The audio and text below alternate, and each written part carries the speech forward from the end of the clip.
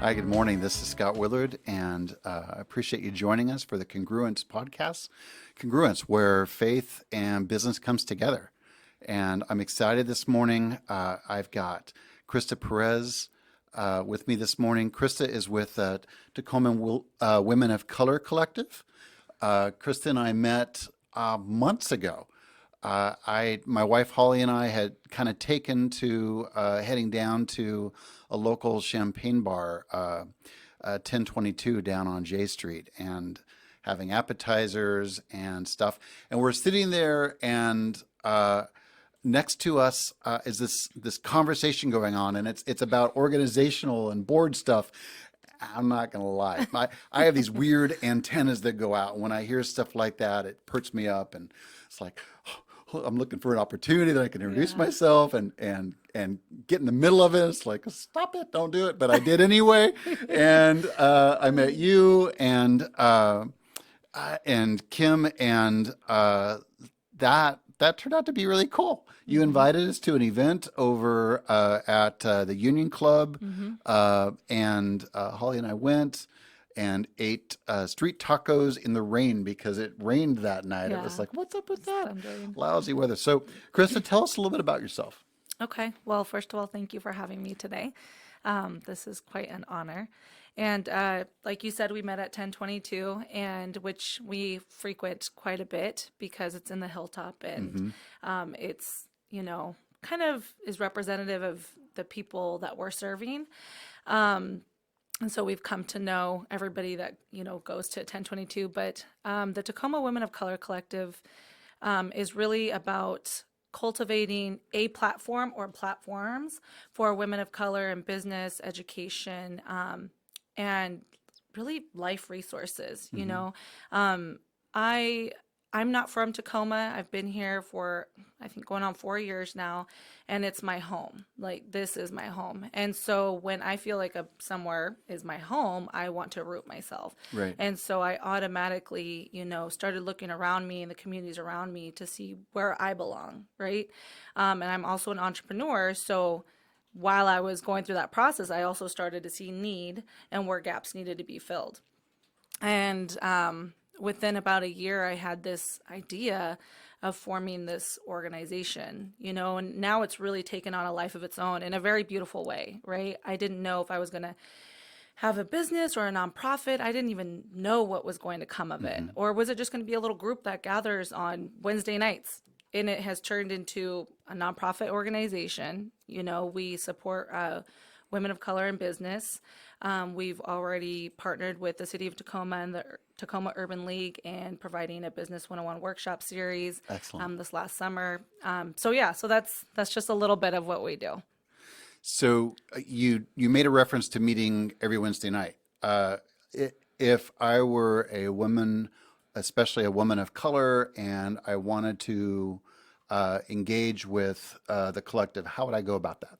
So that's actually a great question because we will be hosting what we're calling the Sip and Mingle, which is at the Seven Seas Brewery. I think it's called a brewery and tap room on Jefferson. And that's open to everybody. It's open to the public. It's free. We have gotten our hors d'oeuvres and our desserts sponsored by some amazing local women of color. And you can meet the board there, and you can find out what we're all about. So what programs and activities that we have going on. You can get onto our email list. You can follow us on social media and just really, get connected in that way. So that is November 29th, 7 to 10 o'clock. So that's Black Friday, the day after Thanksgiving. But yeah, come. But what a way to close it out, right? Yes. I mean, you do all that impulse shopping, trying to catch all the crazy deals. You've been running from place to place, and then you can kind of take a deep breath and get local and focus on, what matters in your community. Exactly. And hang out, have some hors d'oeuvres, and meet some interesting people. And that's That's cool. Yeah. And it's been all of our events. We encourage everyone to quote unquote network, right? To connect. I like to call it connect, because that's how we build this community and people talking about building a local economy. Well, how do you do that without getting to know your locals, Yeah. So it has been really successful in that way where, people find new clients, new business partners, XYZ at our events. So. Well, I think that's a good differentiation between networking and connecting. In networking, technically what I'm doing is I'm teaching you about who and what I am and what would be good customers for me so that you ultimately end up like being an adjunct marketing person for my business and vice versa. I do that for you. Whereas in connecting, it's at a deeper level Right. and there really is that opportunity for people to directly engage. Right. It is a different thing. And I really like to emphasize the word sustainability, right? That's why I like to use the word connect because we want to cultivate sustainable, long lasting relationships, and all, like I said, we talk about local economy and all of these different things. And it starts with cultivating Right. these deep relationships with one another, right? You don't have to be telling every single personal thing about yourself, but let's start with something real. Yeah. So, So say a little bit about the event that Holly and I went to. We I think it was the same weekend as the week that we met. You guys had an event at the Union. right. What was that event, and how often do you do those? So, I co-founded separately from the Tacoma Women of Color Collective. I co-founded the Community Market, Oh, which okay. is a people of color centered market, with my business partner Alicia Mathurin, who actually now just joined the TWCC board. And it's been, we started it as a way to center our people, as a way to create a safe space for us to be ourselves, and also as a way to put money in our local Black and brown owned businesses in their pockets, and it's been really fun. It's been it's been a good time. We actually have one coming up on November 23rd. So that's the real Black Friday. I'm just saying. So if you want to shop Black and brown, if you want to shop local, that is the spot to be. We have 25 vendors, so we maxed out on vendors. Wow. Yeah, we still have people hitting us up. We're like, we're gonna have to put you on the waiting list. So it's been really amazing. We have vendors. We've only had 2 markets so far, but at each one we've had vendors that sell out of their That's great. products. Yeah. So we have beer and wine. We usually have some sort of entertainment. We have 2 DJs this time, so 2 floors, and then we have 25 vendors, and it's free admission, all ages welcome. We'll have a little activity there for kids under 10. Excellent. And yep, November 23rd, 7 to 11. And is that going to be at the Union again? The Union Club. Okay. And the Union Club has been amazing because, again, the Union Club is owned by people of color, and they have been so supportive of us in every way. The market that Holly and I went to had vendors. They were selling art.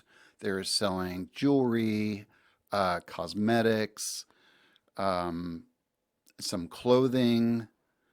It seems like there were some folks there that were representing.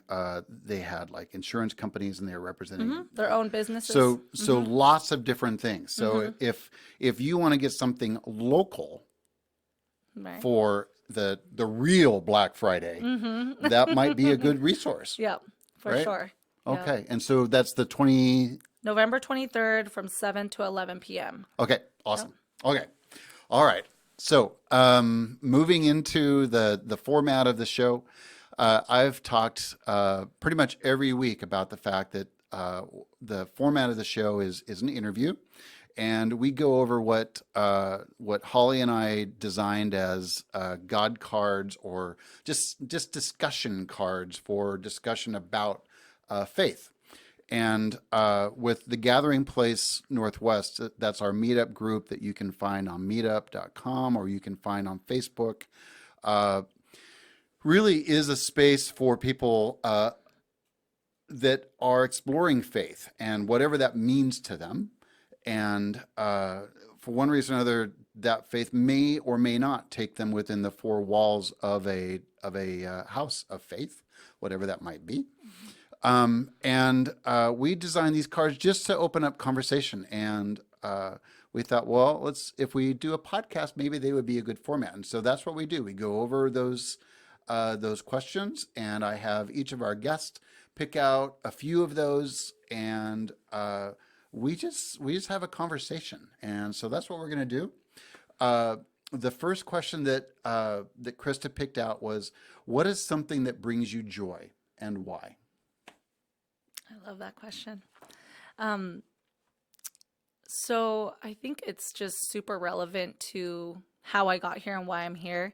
And what brings me joy is seeing myself belonging somewhere and in community with those around me. And it brings me joy when I get to see others do that too. And I think that's been that piece that really has made the TWCC something real, and something that's really blossomed and flourished, and something that I believe will be long lasting, because that's really what I care about. That's really what brings me joy, is seeing people blossom and flourish in every different way, even just gaining new friendships, new clientele, like that sense of belonging and purpose really brings me joy. Excellent. Community, belonging, purpose. Nice. I like that. How does faith show up in the work that you do? So for me, it's really like narrowing that down. Where doesn't it show up? Because, when I started, like I said, it was just an idea. And I remember I was afraid to share it with anyone, because I'm like, oh my gosh, people are going to think I'm crazy. They're going to think, who are you to do this, right?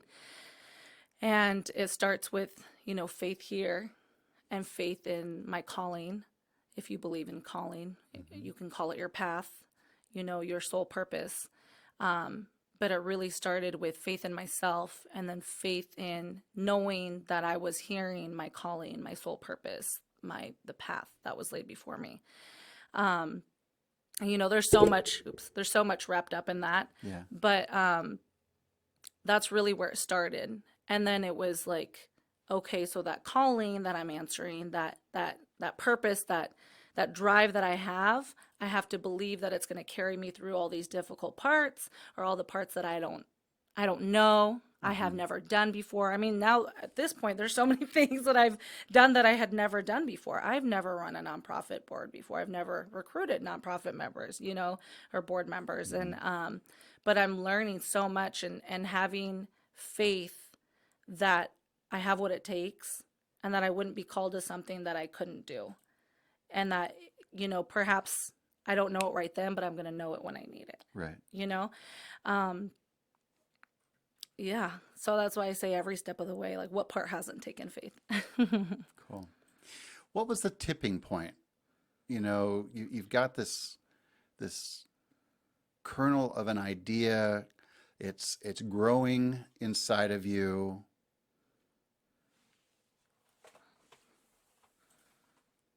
You're working through the doubts and insecurities, yet coming up with more and more and more and more faith that overshadows those insecurities. Right. And boom, you take action and you do it. What was the tipping point? It was when, so I was at a friend's Christmas party, and that's when I met Alicia Mathurin. And we were in the same room, and we hadn't met yet. And she was talking, I think, to one of her sisters about she wants to help elevate women of color, from that barely surviving sort of poverty level to six-figure income. And I was like, that's my girl. We need to talk, And so we started talking, and I was like, hey, I want to share something with you that I haven't shared with anybody. You're here from Tacoma. You're from the hilltop. Like, give me your honest feedback. And I shared the idea of the TWCC with her, and she was like, do it. She was like, do it. She's like, I need what you're talking about. She's like, I'm from here. Hmm. I'm falling in the gaps. I don't have that community and that sense of belonging that you're talking about. Please do it. And I'm going to check on you next week and make sure that you follow through. Yeah. And I was like, and I needed that, because I am a doer, but this was, really putting myself out in a vulnerable way. But for me, that was really that support. And she has supported me every step of the way was for me, my tipping point. It was whatever you want to call it, a sign. It was, God speaking to me, the universe speaking to me, however you want to say it. Right. It was loud and clear. So that's what I needed. That's cool. Yeah. Thank you for sharing that. I love that vision about women of color being groomed, being supported, and encouraged to develop those six-figure incomes. I just got back last week from a Vineyard Leadership Conference.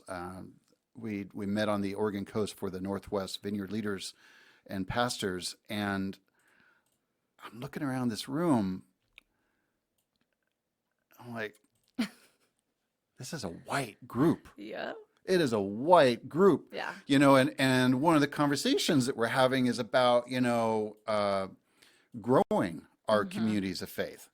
And it's like, well, I got one idea. Yeah. You can get some folks that have a little bit of color in this room because this is way white. For sure. There was I think I counted two folks there that were a little bit darker skinned than myself. And that wasn't a whole lot darker Yeah. skin. It Yeah. was like, oh, come on now. Right. And I don't know why. I mean, Holly and I are here in Tacoma, in Hilltop, with a vision that there may come a day where we have a fellowship in Tacoma, and it's like that can't be white. That has got to be a community that has, as you say, black and brown. That's got to be a dominant. It's got to represent the community It you're has representing. to. It has to. For sure. And I will say one thing that we all have to ask ourselves is we can see that need, but are we ready for what it's going to bring? Right. Because it's going to bring challenging these structures of power Right. and privilege. And are you ready to hear those questions? Are you ready to hear those challenges? Right. Because they're very real, you Right. know? Well, we already have been like, because the other thing that Holly and I have a huge value for, and it's part of one of the things with the Gathering Place Northwest, is a huge value for inclusivity. Right. And there aren't a lot of places of faith that mean it when they say inclusivity. Right. We all say, come as you are, right? Mm. I'm not sure we mean it when we say, come as you are. Whatever stuff you bring, whatever baggage, whatever relationship you have, come the way you are. And it's like, we were sitting in that room going, so how welcome would that message be even in this space? And we have an amazing leadership for this region that I do feel like would encourage us with that.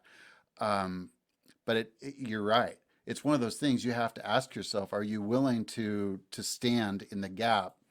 And, it may be that we're simply in a role of incubator, and that leadership might evolve out of that space Right. that is much more consistent with the neighborhood than what I would bring to it. Exactly. Right? Exactly. I come with a set of skills and a set of gifting, but that doesn't mean that once things are set up and established that I'll be even in a leadership role at some point. And that's the commitment you make when you decide to plant in that environment. Right. Of the Hilltop community is a neighborhood of multiple colors, multiple persuasions, and so I think you're right to call that out. Thank you. Right. And that's why the TWCC calls itself a platform, Hmm. because we have so many amazing, powerful people of color in our community, Right. women of color. And I'm not necessarily saying, here, let me teach you how to be and how to do Hmm. this. How about let me give you a space, a platform to Right. where you can be the amazing person that you are. It's just that perhaps you haven't had that space or that, Hmm. that platform to be able to do your thing. Or permission. So yeah, sometimes we just got to step aside. Yeah, totally. So another question that you picked out is, in what way has faith been showing up in your life lately? Um, I think, like I was saying, in every part of the process, especially with building the TWCC, it's really blown me away. I started, with some goals, before that I didn't share with anyone, Hmm. right? And getting to have, for instance, that Business 101 workshop series was Yeah. one of my goals. We did that in August, so it wasn't that long ago. And that was just reinforcing that people do need what I see them needing, right? Because it's like I see a need and I'm like, are they really wanting this, in this way? And we did this Business 101 workshop series geared towards communities of color. And I heard not that long ago that one of our attendees came from over an hour away. I can't remember exactly where she Wow. came from, and one of our members asked why, and she said because she wanted to go into a space where she was felt safe, Hmm. right? And also, we have certain needs. Communities of color Right. have experiences that shape their needs, right? And the way that we move through this world. And she knew that. And that's why she came to this workshop series in particular. And that was really amazing for me, because it was like something that I had believed for since the beginning of the year before anyone else knew in January. It came to fruition, and then the intent behind it was also seen, right? And so That's cool. that keeps happening. And it just, to me, that reminds me to remain faithful to the vision that I was given. We're all unique in what we carry in our hearts and what makes us tick and what makes us driven and motivated. And so, I've realized, like, Krista, yeah, sure, maybe sometimes you do feel a little bit weird because, there's not a whole lot of people you can talk to about this. And maybe you feel a little unique, too unique sometimes in that vision. But the more faithful that I've stayed to that vision, the more rewarding my life has become, the more purpose that I have found. Maybe that doesn't directly answer the question, but it's just really all encompassing, I guess. Yeah, no, I'd say it does. I think that it actually goes into the heart of the genesis that is the Congruence podcast. Mm-hmm. You know, you, how you may have all these different pieces of yourself that you've compartmentalized, but you've worked really hard to bring them all together and to energize it going forward. Right. And that the more you are able to align your heart, your mind, and your spirit with that purpose, the more at peace, the more whole you feel. Exactly. And that's something that I've really been, meditating on is that word align, Hmm. aligning myself with purpose, aligning myself with that that path that is for me. I was raised to hustle. I'm a hustler. My family is, all my friends are, we all hustle. We all work very, very hard. And I still work very, very hard.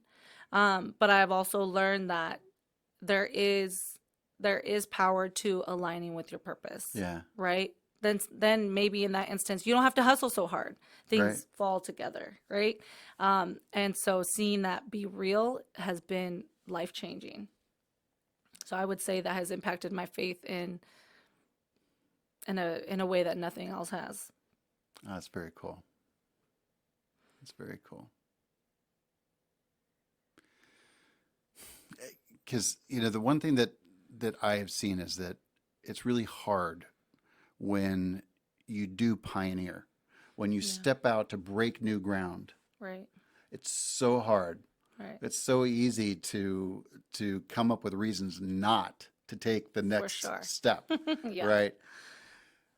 So when you're able to have that real strong sense of purpose and strong sense of calling, and you are able to see that as you take the step, the road meets you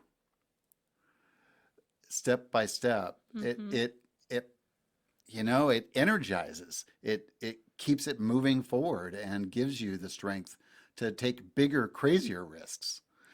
Well, and this is my belief that's I've always believed and seen it to be true that when I am faithful to follow my path, to follow my vision, to follow what I'm called to do, Hmm. God, the universe, whatever source is faithful to meet you there, because that's your path. Yeah, That's what you were made for. And that's how that unfolds, what you're talking about. That's what yeah, I believe anyway. That's my belief. yeah. No, that's awesome. That's awesome. This has been fun.